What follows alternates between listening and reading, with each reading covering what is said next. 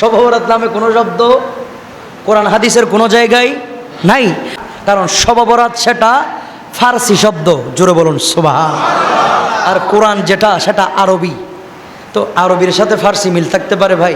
বাংলায় আমরা এই রাতকে বলি ভাগ্য রজনী, জোরে বলুন সুবহানাল্লাহ। আর ফার্সিতে বলা হয় এই রাতকে শবে বরাত, আর আরবিতে বলা হয় লাইলাতুল মুবারাকা। হাদিসের ভাষায় এই রাতকে বলা হয় লাইলাতুন নিসফি মিন শাবান, জোরে বলুন সুবহানাল্লাহ। তাহলে এক এক জায়গায় এক একভাবে বলা হয়েছে। আমি মনে করেন আমি আপনাদেরকে বোঝাই, সহজভাবে বোঝাই। এটার নাম কি ভাইজান? এটার নাম কি বাংলার মধ্যে? এটার নাম কি? এটার নাম কি? কেদারা। আপনি কিন্তু চিনেন যে চেয়ার হিসাবে, এটা ইংরেজির মধ্যে প্রচলিত, কিন্তু শবে বরাতের আসল নাম কিন্তু শবে বরাত নয়, এটা ফার্সি শব্দ। এটা হাদিসের ভাষায় বলা হয়েছে লাইলাতুল নিসফি মিন শাবান, এবং কোরআনের ভাষায় বলা হয়েছে লাইলাতুল মুবারাকা, জোরে বলুন সুবহানাল্লাহ। সেই জন্য চিনতে ভুল করলে তাজিমে ভুল হবে। চিনতে ভুল করলে কিসে ভুল হবে ভাই? তাজিমে ভুল হবে। তাহলে এখন ক্লিয়ার, শবে বরাত সেটা ফার্সি।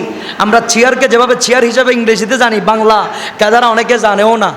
অনেকের যদি বলি কেদারা একটা নিয়ে এদিকে আসো, ই তো হবো যে তেত্তা খায়দার হনা হামনাই ফাল্লা কি হর, ঠিক না? কি চিনে না, চেয়ারটা কেদারা মেদারা এগুলো চিনে না, তো উৎকুত থেকে আনবে। আমরা চেয়ার হিসাবে এটাকে চিনি। আমি যদি আরেকজনকে যদি বলি চেয়ার একটা ইংরেজি শব্দ, হইতে বলবো দাঁড়া বাপদাদা সদ্য গোষ্ঠী আমরা সবাই বাংলার মধ্যে চেয়ার বলি, তুই এসে কোত্থেকে বলতেছস ইংরেজি, ঠিক না? তো সেই জন্য আমার ভাইয়েরা, শবে বরাত কোরআনের মধ্যে পাই না, কারণ কোরআন আরবি। শবে বরাত হাদিসের মধ্যে পাই না, কারণ হাদিসের ভাষা রাসূলের ভাষা, সেই জন্য হাদিসের মধ্যে পাই না। শবে বরাত বাংলার মধ্যে পাই না, কারণ বাংলার মধ্যে শবে বরাত বলা হয় না, ভাগ্য রজনী বলা হয়। তো তারা কি করে বলে কোরআন হাদিস এসমা কি আছে, কোনো জায়গায় নাই, থাকলে দেখান। তা আমরা মনে করি সত্য সত্য নাই মনে হয়, একবার রিচার্জ করে দেখি না আল্লাহ শবে বরাতকে কোরআনে কিভাবে ডেকেছে, জোরে বলুন সুবহানাল্লাহ। একবার রিচার্জ করে দেখি না শবে বরাতকে হাদিসে কিভাবে বলা হয়েছে। রিচার্জ করলেই সব কিছুর সমাধান। এক জায়গায় দুই জায়গায় না, বহু জায়গার মধ্যে ওই লাইলাতুন নিসফি মিন শাবান তথা আমাদের ভাষায় শবে বরাতের আলোচনা আছে, জোরে বলুন সুবহানাল্লাহ।